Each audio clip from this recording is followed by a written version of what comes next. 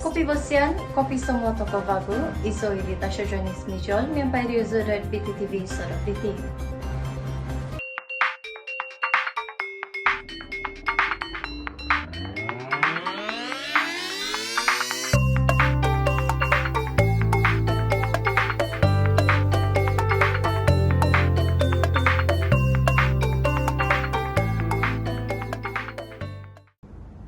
Pilihan raya kecil di kerusi Parlimen Gerik dan Dewan Undangan Negeri Dun Bugaya ditangguhkan bagi membendung wabak COVID-19. Yang di-Pertuan Agong Al-Sultan Abdullah Riayatuddin Al-Mustafa Bilasya berkenan mengisytiharkan proklamasi darurat di Parlimen Gerik Perak dan Dewan Undangan Negeri Dun Bugaya. Sekaligus pilihan raya kecil PRK di kedua-dua kerusi itu ditangguhkan bagi membendung wabak COVID-19. Perdana Menteri Tan Sri Muhyiddin Yassin dalam kenyataan hari ini berkata beliau menyembah nasihat jemaah menteri kepada Yang di-Pertuan Agong supaya mengisytiharkan darurat kedua-dua kerusi berkenaan. Katanya Sri Paduka Baginda berkenan untuk mengisytiharkan darurat selepas berpuas hati bahawa adanya keperluan pengisytiharan proklamasi darurat berdasarkan Fasal 1 Perkara 150 Perlembagaan Persekutuan. Ia bagi membolehkan PRK Parlimen Gerik dan Dun Bugaya yang dijadualkan pada 16 Januari dibatalkan serta ditangguhkan ke suatu tarikh yang akan ditentukan kelak. Menurut Muhyiddin, jemaah menteri pada 4 Disember lalu membincangkan secara terperinci kesan PRK jika diadakan pada masa pandemik COVID-19 masih menular di negara ini. Mengambil iktibar penularan COVID-19 susulan pilihan raya negeri PRN Sabah sebelum ini, jemaah menteri berpandangan kedua-dua pilihan raya itu perlu dielakkan atas faktor ancaman kesihatan awam, ekonomi dan ketenteraman awam. Perdana Menteri berkata beliau bagi pihak jemaah menteri menjunjung setinggi-tinggi kasih kepada Yang di-Pertuan Agong atas berkenan mengisytiharkan darurat bagi kedua-dua bahagian pilihan raya berkenaan. Barisan Nasional BN Sabah mengalu-alukan dan menyokong pengisytiharan darurat bagi menangguhkan pilihan raya kecil di Dun Bugaya. Pengerusinya, Datuk Seri Bung Mokhtar Radin berkata, keputusan itu tepat dan sesuai dengan keadaan ketika ini berikutan penularan pandemik COVID-19. Katanya, BN dan UMNO Sabah menjunjung kasih atas perkenan Yang di-Pertuan Agong mengisytiharkan proklamasi darurat di Dun Bugaya bagi mengelak PRK yang dijadualkan 16 Januari tahun depan. Suruhanjaya Pilihan Raya SPR menetapkan tarikh penamaan calon pada 4 Januari depan. Bung yang juga Ketua UMNO Sabah berkata, sebelum ini BN dan UMNO Sabah telah mengambil keputusan untuk tidak meletakkan calon bagi PRK Bugaya sekiranya PRK di kawasan itu diteruskan. PRK Dun Bugaya perlu diadakan berikutan kematian Adun Bugaya, manis muka Muhammad Darah akibat sakit buah pinggang di Hospital Glen Eagles, Kota Kinabalu pada 17 November lalu. Wakil Rakyat JRS diminta melengkapkan diri dengan maklumat terkini. Semua wakil rakyat kerajaan baru Gabungan Rakyat Sabah GRS perlu melengkapkan diri dengan maklumat terkini termasuk meningkatkan kefahaman mengenai peraturan dan dasar di peringkat negeri serta pusat. Ketua Menteri Datuk Seri Panglima Haji Jinor berkata ini penting bukan sahaja untuk memberi keyakinan kepada rakyat, malah memperlihatkan seorang ahli politik atau wakil rakyat itu lebih disegani dan berwibawa. Katanya dalam era kecanggihan informasi, apa juga perkara yang berlaku akan tersebar dan menjadi tular dengan begitu pantas dan luas. Justeru sebagai pemimpin kerajaan, wakil rakyat perlu sentiasa bersiap sedia melengkapkan diri dengan maklumat terkini, terutama fakta. Wakil rakyat juga perlu memahami isu yang dibangkitkan sebelum mengambil tindakan atau membuat kenyataan dengan jelas dan tepat di media rasmi atau sosial. Tegasnya rakyat hari ini tidak sama seperti dulu kerana ramai anak bangsa kini memiliki pendidikan dan kemahiran yang melangkaui pesada global. Datuk Seri Haji J berkata demikian ketika merasmikan persidangan Kelab Penyokong Kerajaan JRS di Pusat Konvensyen Antarabangsa Sabah semalam. Turut hadir Timbalan Ketua Menteri Datuk Dr. Joaquim Gunsalam, Pengerusi Kelab Penyokong Kerajaan JRS Datuk Seri Saleh Said Keruak serta Jemaah Menteri serta Negeri. Pada masa yang sama, Haji J berkata berkomunikasi secara maya kini sudah menjadi kebiasaan baru dalam semua peringkat masyarakat, khususnya dalam kalangan generasi muda. Justeru beliau berharap semua aktiviti Kelab Penyokong Kerajaan JRS akan terus dipergiatkan. Seterusnya menjadi medan percambahan minda, menimba ilmu dan pengalaman demi pembangunan rakyat serta negeri ini. Kita ke perkembangan situasi semasa COVID-19 di Sabah hari ini. Selepas mencatatkan penurunan selama 4 hari berturut-turut, kes positif baru COVID-19 di Sabah kembali meningkat dengan 268 kes dilaporkan hari ini berbanding 260 semalam, menjadikan jumlah kumulatif kini 33,639 kes. Ketua Pengarah Kesihatan Tan Sri Dr. Nur Hisham Abdullah berkata, 5 kes kematian dilaporkan di Sabah hari ini.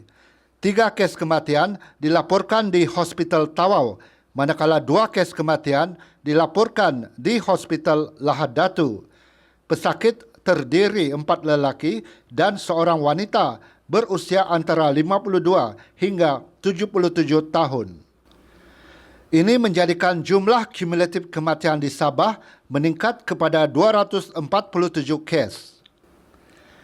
Menteri Kerajaan Tempatan dan Perumahan Datuk Seri Panglima Masidi Manjun berkata, Sabah mencatatkan satu kluster baru hari ini, iaitu kluster Bukit Punai di Kota Kinabalu dengan 7 kes positif setakat ini. Iaitu kluster Bukit Punai, yakni mencatatkan 5 kes hari ini, dan kalau secara kumulatifnya 7. Ini Bukit Punai ini dekat saja ya. Ini Bukit Punai ini di sekitar, kalau tak silap, seberang kompleks mahkamah yang baru. Itulah Bukit Punai ya. Masidi berkata demikian semasa sidang media perkembangan semasa COVID-19 negeri Sabah di Kota Kinabalu lewat petang tadi. Katanya 459 pesakit di Sabah telah sembuh hari ini, manakala 2,068 pesakit sedang menjalani rawatan. Kunak bertukar menjadi zon hijau. Ini menunjukkan jika masyarakat mematuhi prosedur operasi standard SOP ditetapkan adalah lebih mudah dan cepat untuk memutuskan rangkaian jangkitan COVID-19 seperti juga disempurna. Menunjukkan bahawa strategi yang digunakan oleh Jabatan Kesihatan Negeri Sabah nampaknya berjaya. Dan ini juga kalau kita lihat daripada kes di daerah-daerah lain. Kalau saudara masih ingat, yang paling teruk dilanda COVID ni atau jangkitan COVID dulu ialah Sempurna. Ya. Tapi hari ini Sempurna hanya tinggal 2 kes. Ya. Malah pernah ada hari yang dia tidak mencatatkan sebarang kes baru. Jadi inilah kalau kita semua akur dan juga memastikan kita mematuhi semua SOP adalah lebih mudah dan lebih cepat bagi kita untuk memutuskan rantaian penularan COVID ini. Garis panduan perayaan Christmas adalah seperti yang dikeluarkan Majlis Keselamatan Negara MKN. Bagi perhimpunan sosial ketika Christmas, Masidi menasihatkan masyarakat Kristian agar seboleh-bolehnya mengelak perhimpunan sedemikian. Kalau bolehlah, selagi boleh, kita berpada-padalah dalam setiap perayaan, bukan sekadar bukan sekadar Christmas lah. Perayaan tahun baru dan sebagainya. Try to avoid social gathering. Because that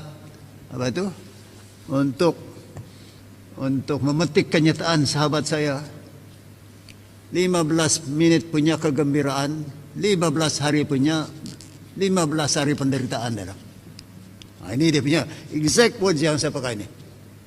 So, tolonglah berpada-pada ya. Katanya, kerajaan negeri telah melonggarkan peraturan di mana satu keluarga yang sama boleh duduk di satu meja di kedai makan. Beliau percaya meskipun diberikan kelonggaran itu, rakyat Sabah mampu memberikan kerjasama dengan mematuhi SOP ditetapkan, termasuk penjarakan fizikal. Saya percaya kepada kemampuan kita untuk mengamal SOP. I think we need to trust you. Kita kena percaya bahawa semua kita adalah ikhlas dalam mematuhi penjarakan sosial ini. Kerana kalau ada apa-apa yang terjadi, dua perkara akan berlaku. Kerana virus ini dia bukan memilih sama ada ahli keluarga kah atau bukan ahli keluarga. Dia tetap melekat ataupun menjangkit kalau dia ada di situ.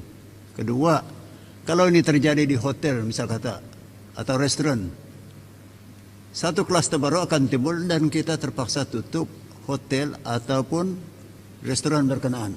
Arti dia yang rugi ialah premis itu sendiri dan juga keluarga, kerana kalau kita misal katalah tiba-tiba ada seorang itu masuk dan bukan ahli keluarga kita tapi sekadar kerana kita kenal dia, kita marilah duduk satu meja tanpa kita ketahui bahawa sahabat kita itu ada pembawa positif.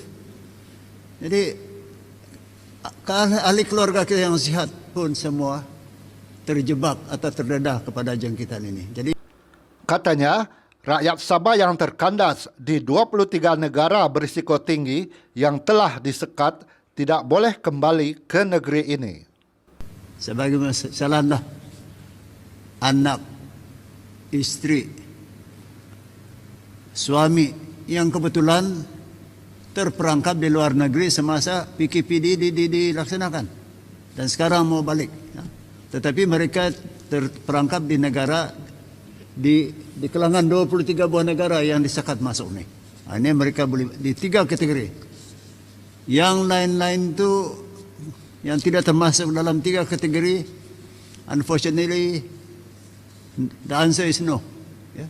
Tidak dapat dipertimbangkan. Kalau di luar daripada 23 buah negara ini, untuk tujuan-tujuan yang lain, yakni mereka yang bukan dianggap sebagai negara berisiko tinggi, mereka boleh memohon dahulu kebenaran untuk datang ke negara ini daripada Jabatan Imigresen Malaysia. Mengenai agihan vaksin kepada Sabah kelak, Masidi turut memberikan penjelasan ini. Katanya, ketetapan sama ada vaksin itu diwajibkan ke atas semua penduduk Sabah atau tidak akan diputuskan kemudian. Kita menunggu ketetapan daripada Kementerian Kesihatan Malaysia sama ada